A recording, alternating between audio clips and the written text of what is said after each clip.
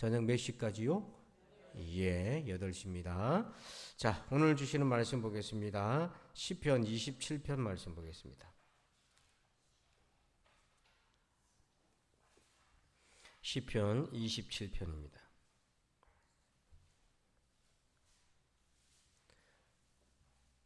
시편 27편 말씀을 교독하겠습니다.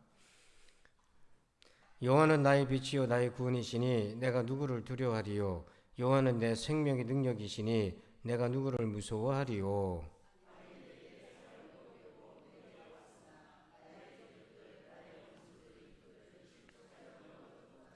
군대가 나를 대적하여 진칠지라도 내 마음이 두렵지 아니하며 전쟁이 일어나 나를 치료할지라도 나는 여전히 태어나리로다.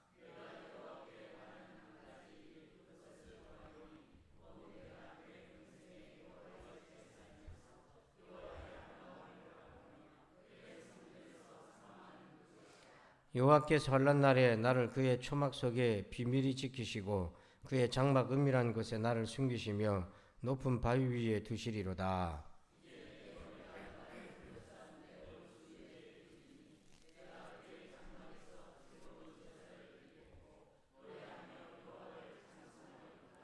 여호와여, 내가 소리내어 부르짖을 때에 들으시고 또한 나를 긍휼히 여기사 응답하소서.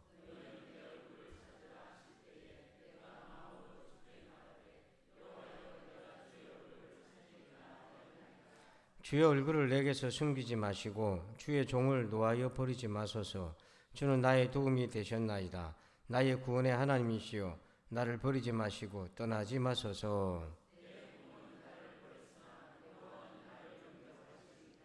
여호와여, 주의 도를 내게 가르치시고 내 원수를 생각하셔서 평탄한 길로 나를 인도하소서.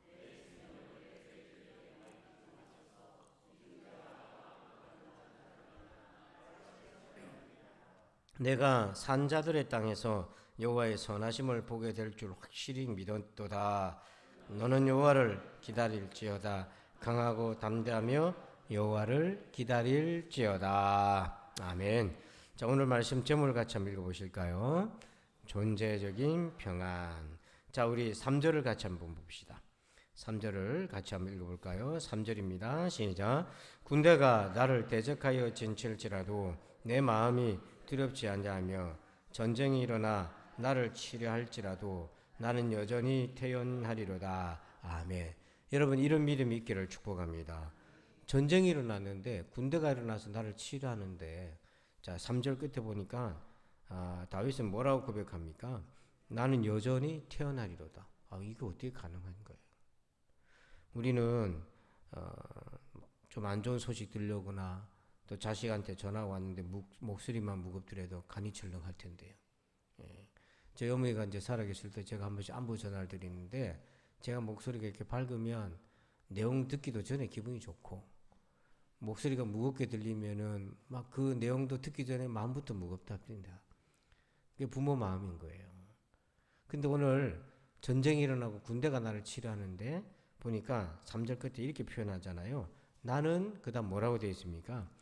여전히 태어나리다. 이게 여전이라는 단어가 중요해요.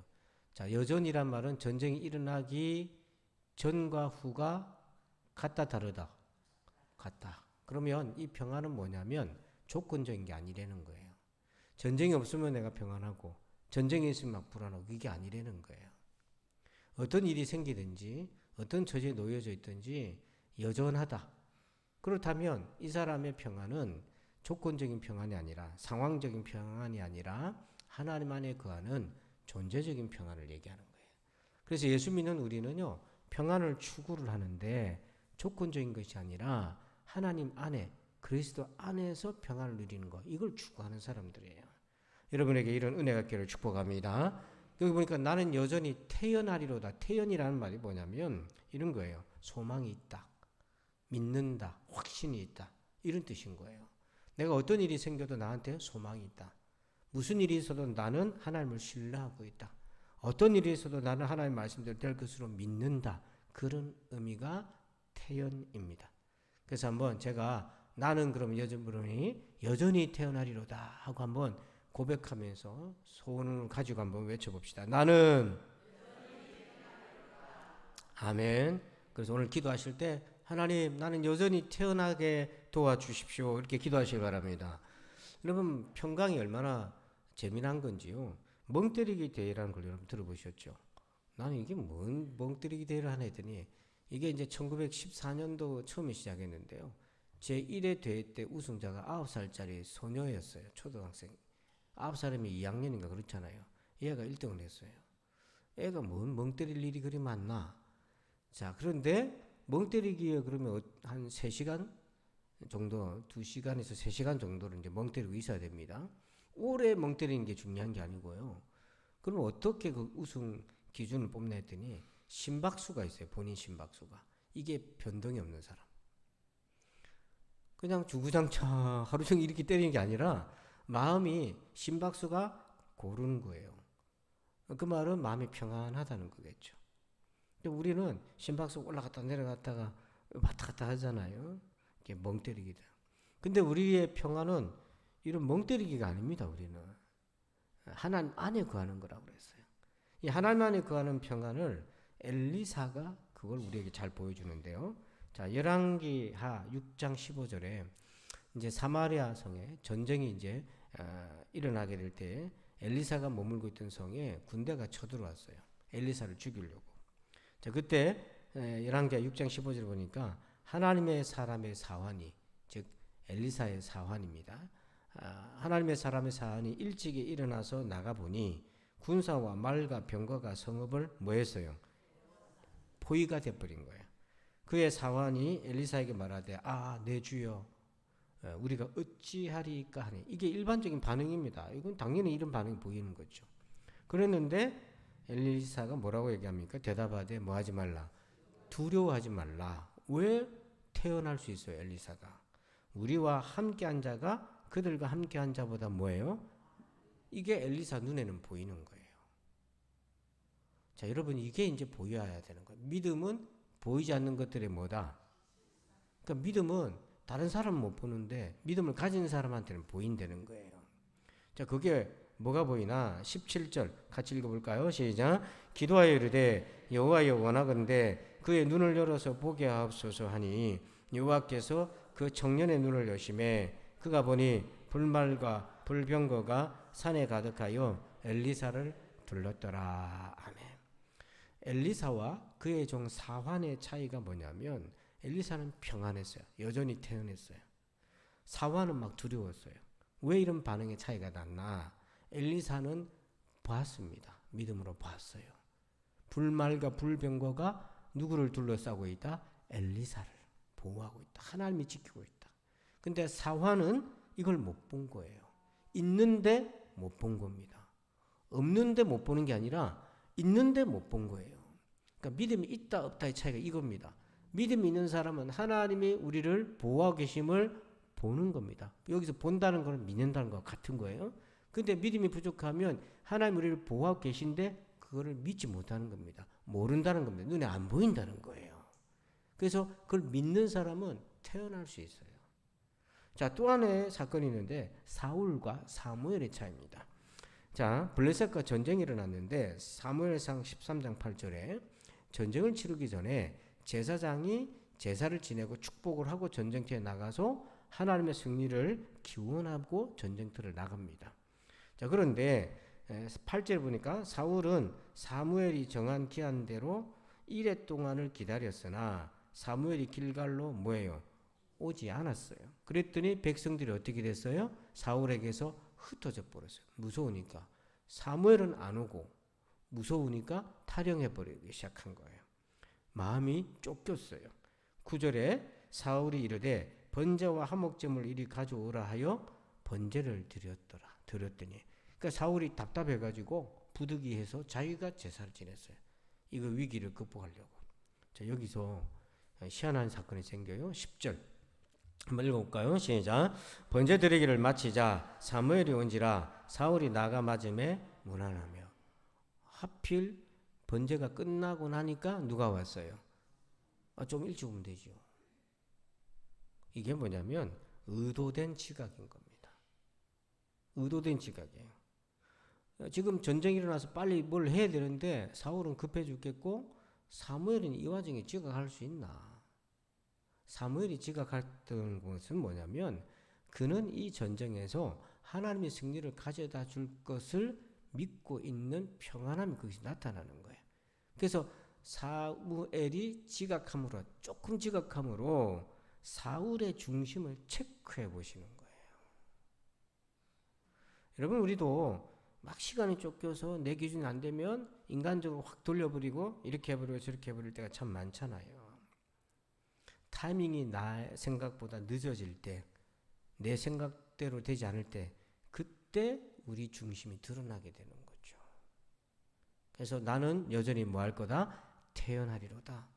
여러분, 이 믿음 있기를 축복합니다. 그러면 어떻게 우리가 전쟁이 일어나는 상황이든 그렇지 않든 조건적인 것이 아니라 하나님 안에서 어떤 처지이든지 태어날 수 있는가? 이 신앙을 어떻게 우리가 배우고 얻을 것인가? 3가지 단어를 생각하면 좋겠어요.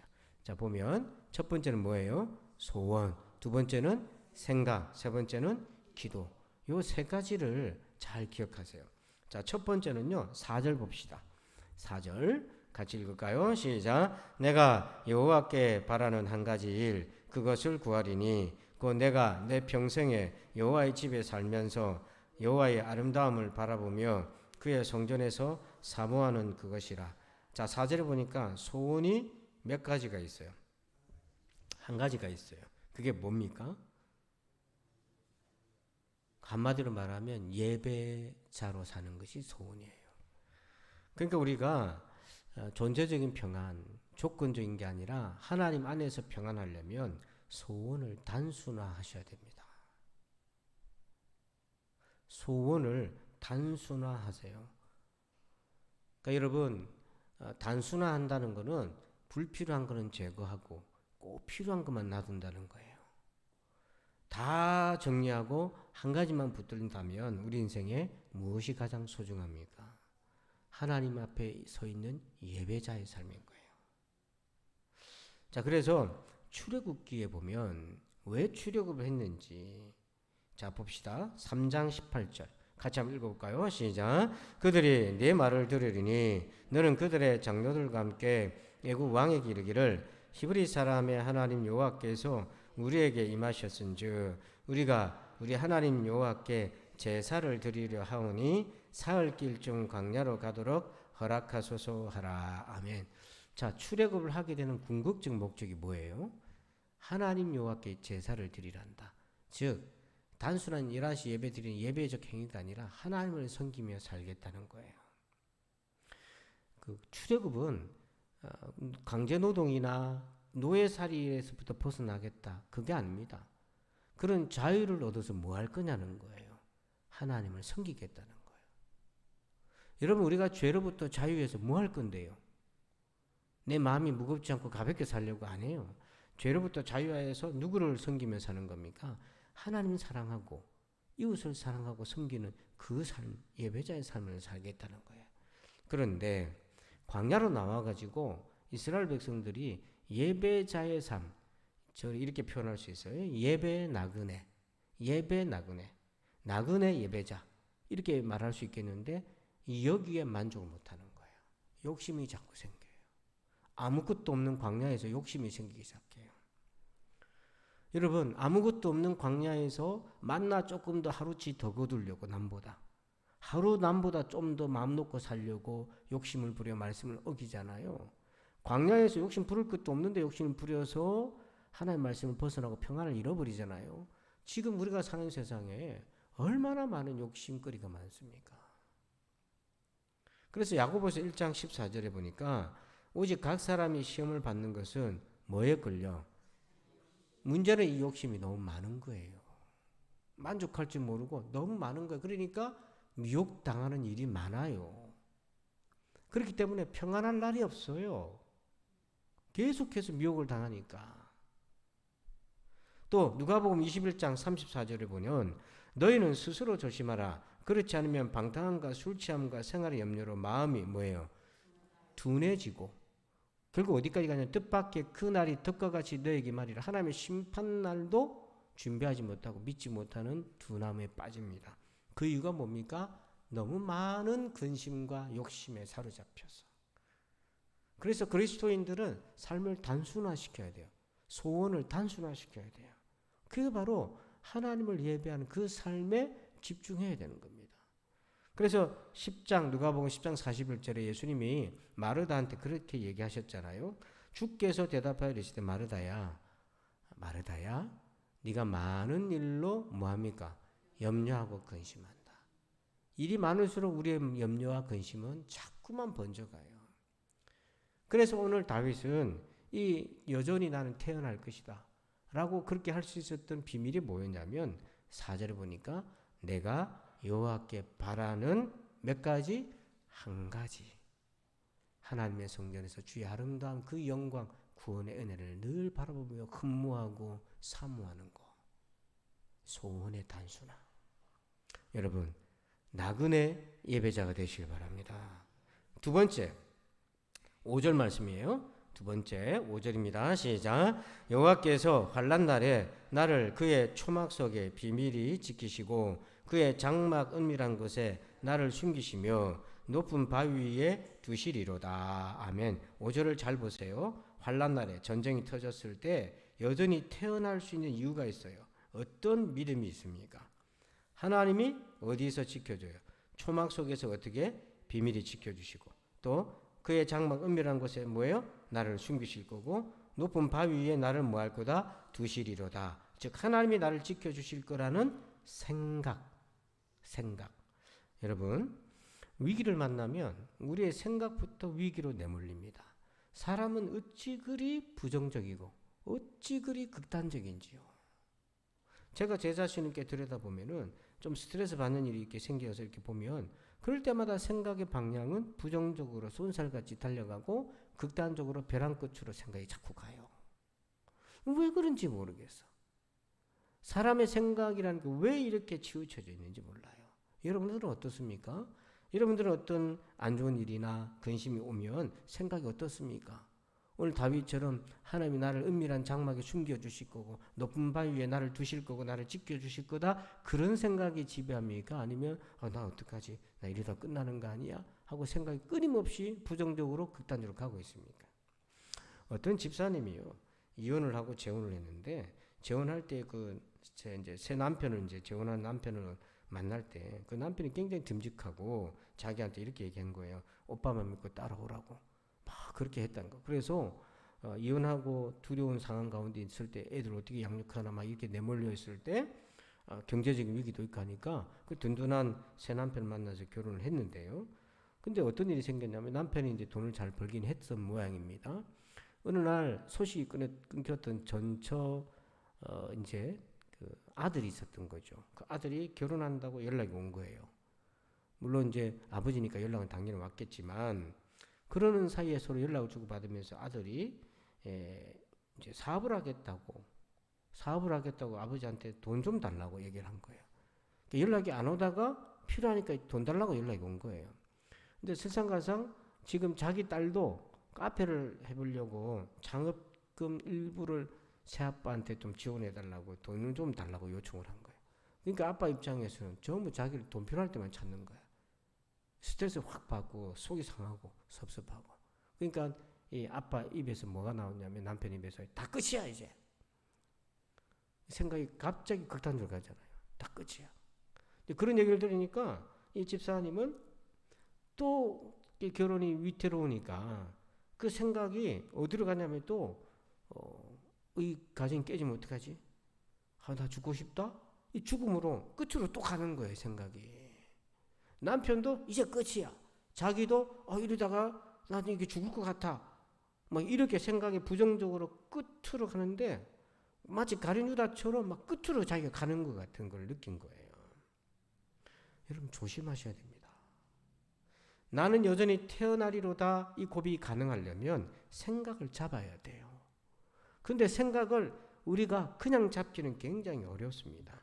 생각을 잡는 방법이 있어요. 자, 여러분 11절 한번 볼까요? 11절 같이 한번 읽어봅시다. 시작. 여호와여 주의 도를 내게 가르치시고 내 원수를 생각하셔서 평탄한 길로 나를 인도하소서. 아멘. 자, 11절 앞에 여호와여 주의 뭐를? 도가 뭡니까? 말씀이잖아요. 그러니까 여러분, 우리가 왜 말씀을 듣고 그걸 붙들고 기도하고 품고 묵상하라 하냐면, 말씀을 벗어나면 생각은 굉장히 부정적으로 극단적으로 쏜살같이 갑니다. 근데 말씀을 붙들고 내 생각을 말씀 위에 두는 연습을 안 하면 그렇게 돼요. 근데 말씀이 있는 사람들은 그 말씀으로 곱씹고 품고 생각을 하게 되면 자기 생각이 그 말씀 위에 서 있게 된단 말입니다. 모래 위에가 아니라 반석 위에 서 있게 된단 말이에요. 자, 지금 표를 하나 보여드릴 텐데요. 이게 이제 좀 어렵게 들릴 수 있는데 존재 코칭 모델이라는 표인데요. 자, 여러분 이제 제 설명을 잘 들어보세요. 끝에서 보면 결과라는 게 있어요. 예를 들어 어떤 이제 수학 성적이 올라갔다. 그게 결과입니다. 그 결과를 보려면 행동을 바꾸는데 어쩌면 보니까 이 아이가 곱셈, 나눗셈 기본적인 걸 잘 몰라. 그래서 그거를 고쳐서 이것만 보완하면은 결과가 분명히 나오게 돼 있어요. 이게 보통 일반적으로 하는 거예요. 그 결과가 분명할 때 그런 거예요. 그런데 화살표에 있는 부분을 보면 결과가 불확실할 때가 있어요. 코로나 때나 또 사람 인생사가 결과가 불확실할 때가 있어요. 그럴 때는 어디를 터치해 줘야 되냐면 제일 끝에 가니까 관찰이라고 돼 있는데 그 뭘 관찰하냐면 자기 속을 관찰하는 거예요. 감정, 육체, 그 다음 뭐가 하나 있습니까? 언어라는 것이 있어요. 이게 무슨 말이냐면 내 안을 들여다보는데 내 감정 상태가 어떻고 내 육체적인 상태가 어떤지와 더불어서 내 안에 지금 나를 지배하고 있는 언어를 한번 찾아보라는 거예요. 어떤 분이 직장에서 어려움을 겪게 됐어요. 승진도 해야 되는데 승진을 안 하면 도태되고 회사를 나가야 되니까 그 굉장히 스트레스가 크단 말이에요. 근데 자꾸 마음이 불안하고 스트레스 자꾸 쌓여. 그래서 이 원리대로 자기 내면의 상태를 들여다보니까 언어가 하나 돌아다니는 게 있는데 단어가 하나 돌아다니고 있는데 어떤 단어가 자기 마음속을 막 휘젓고 다녔냐면 전쟁이라는 단어가 돌아다니는 거예요. 직장생활이 뭐 같다는 거예요? 전쟁 같다. 그러니까 여러분 마음에서 전쟁을 생각하면 무섭고 두렵고 나 어쩌자니 이렇게 되잖아요. 그랬더니 코칭을 해주는 코치가 그 전쟁이라는 단어를 바꾸세요. 뭐로 바꾸냐면 도전이라고 바꿔보세요. 그래서 자기가 처음에 어렵지만 전쟁이라는 생각이 막 들 때마다 그거를 도전이라는 생각을 바꿔보고 기회라는 단어를 바꿔보니까 말 그대로 두렵고 무서운 것이 아니라 해보자. 내 이거 하면 되겠네라고 생각이 바뀌어지니까 마음이 바뀌어지게 되고 행동이 바뀌어지게 되고 결과가 바뀌어지더라는 거예요. 근데 여기서 저와 여러분의 마음을 지배하는 언어를 하나님 말씀으로 바꿔야 된다는 거예요. 그래서 하나님 말씀 능력인 거예요. 그래서 시편 18편 30절 한번 봅시다. 시작. 하나님의 도는 완전하고 여호와의 말씀은 순수하니 그는 자기에게 피하는 모든 자의 방패시로다. 아멘. 자, 30절 끝에 방패. 뭐가 방패냐면 하나님 말씀이 방패라는 거예요. 근데 하나님 말씀이 어떤 건데요? 하나님의 도는 완전하고 여호와의 말씀은 그다음 뭐라고 되어 있어요? 여기 순수라고 왜 표현했을까? 원 뜻은 뭐냐면 검증해 보니까 온전하고 흠이 없다. 이런 뜻이에요. 그러니까 하나님의 말씀은 검증해 보니까 경험해 보니까 겪어 보니까 말 그대로 흠이 없고 믿을 수밖에 없는 진리의 말씀이다. 그렇기 때문에 여러분 하나님 말씀에 대해서 순수한 것을 믿고 그 말씀을 여러분의 마음의 언어로 가져오시길 바랍니다. 그래야 행동도 바뀌고 결과가 다른 결과가 나타나는 거예요. 말씀이 그래서 방패가 되는 거예요. 말씀이 피난처가 되는 거예요. 그래서 저도 기도하고 어떤 문제가 있을 때마다 그냥 기도만 하는 것이 아니라 성경 말씀을 같이 묵상하면서 기도합니다. 그러면 그 말씀 위에서 생각이 머물기 때문에 그 말씀 안에 피하게 되고 그 말씀이 방패가 되어줘요. 그러나 말씀이 없는 신자들이 많아요. 일주일에 한 번 겨우 예배드립니다. 매일같이 제가 새벽기도 마치면 큐티 보내주잖아요. 그것도 안 보는 사람이 많습니다.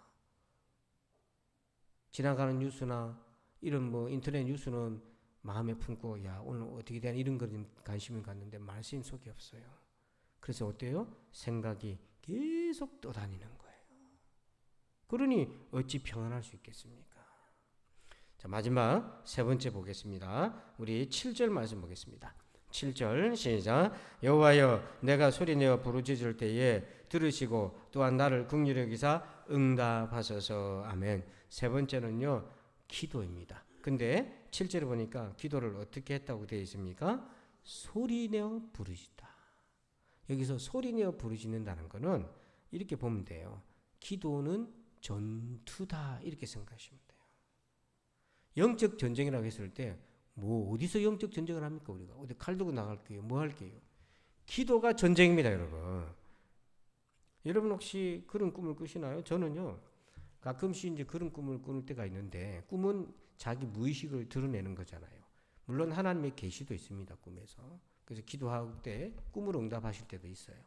하나님께서 요셉처럼 꿈으로 응답하실 때도 있는데 대부분은 우리의 억눌러 놨던 무의식이 꿈에서 드러납니다. 꿈에서 나타날 때는요 변장을 하고 나타나고 변형을 하고 나타나요. 곧이곧대로 안 나타납니다. 왜 그러냐면 우리가 무의식을 깔아놓았던 그거는 해서는 안 되는 생각이라고 생각하기 때문에 눌러놓은 거예요. 누군가를 미워하잖아요. 예수 믿는 사람이 미움이 가득 차면 되겠어요? 그러니까 미움을 억압을 시킨 거죠.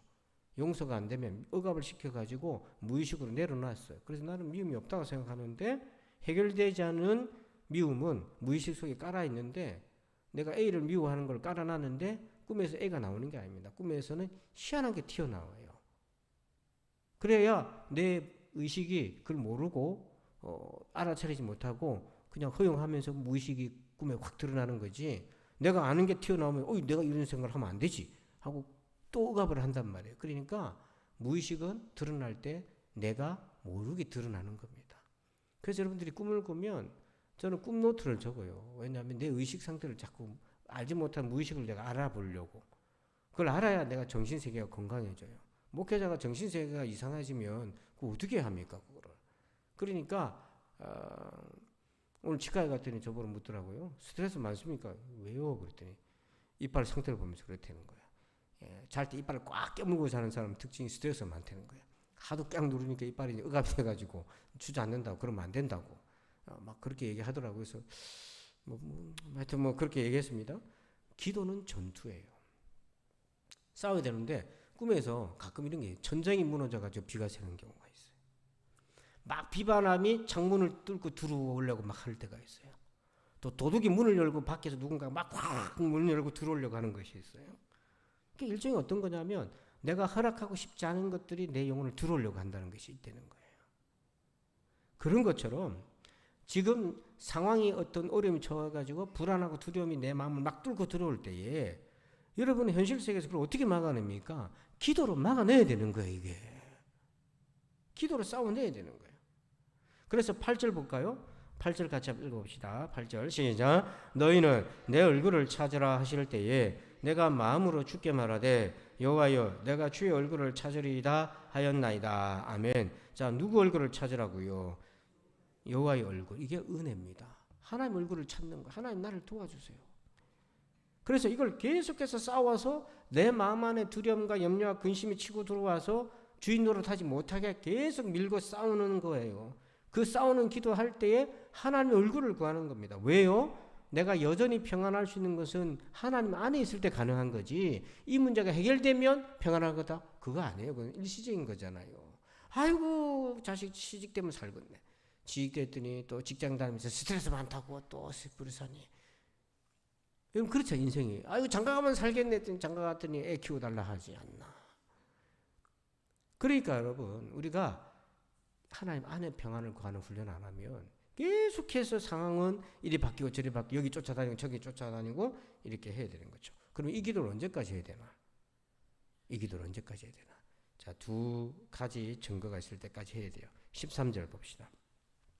13절이에요. 같이 읽어요. 시작. 내가 산자들의 땅에서 여호와의 선하심을 보게 될 줄 확실히. 자, 13절 끝에 확실히 뭐 했다? 믿음이 생길 때까지. 하나님이 나를 지켜주신다는 믿음이 생길 때까지. 그때까지 기도하셔야 돼요. 또 두 번째는 14절. 14절 시작. 너는 여호와를 기다릴지어다. 강하고 담대하며 여호와를 기다릴지어다. 자, 마음이 얻을 때까지, 강하고 담대해질 때까지. 그때까지 기도하는 겁니다. 그때까지 하나님을 찾아야 돼요. 그렇게 되면 이 문제는 이제 넘어간 거예요. 왜냐하면 확실한 믿음이 생겼고 강하고 담대해졌기 때문에 이 고비는 지나갈 수 있는 거고 여전히 뭐하다? 태어날 수 있는 거예요. 자, 여러분, 여전이란 말은 전쟁이 터지기 전과 전쟁이 일어나도 변함이 없다. 어찌 그렇게 쓸 수 있나? 이 사람은 상황에 따라서 불안하거나 평안한 사람이 아니에요. 항상 하나님 안에서 평안을 누리는 법을 배운 겁니다. 자, 어떻게 우리도 그렇게 배울 수 있습니까? 세 가지를 꼭 기억하십시오. 자, 우리 1번부터 한번 읽어봅니다. 시작.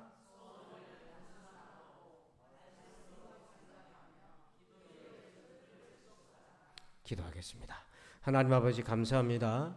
오늘 나는 여전히 태어나리로다. 이 믿음의 비밀을 우리가 다 가지게 하여 주시옵소서. 감사하며 예수님의 이름으로 기도하옵나이다. 아멘. 우리 함께 찬송하시면서 오늘 말씀 가지고 한 10분 이상 여러분 부르짖어 소리 내어서 기도하셨으면 좋겠어요. 찬송가 288장 우리 같이 찬양 드리겠습니다.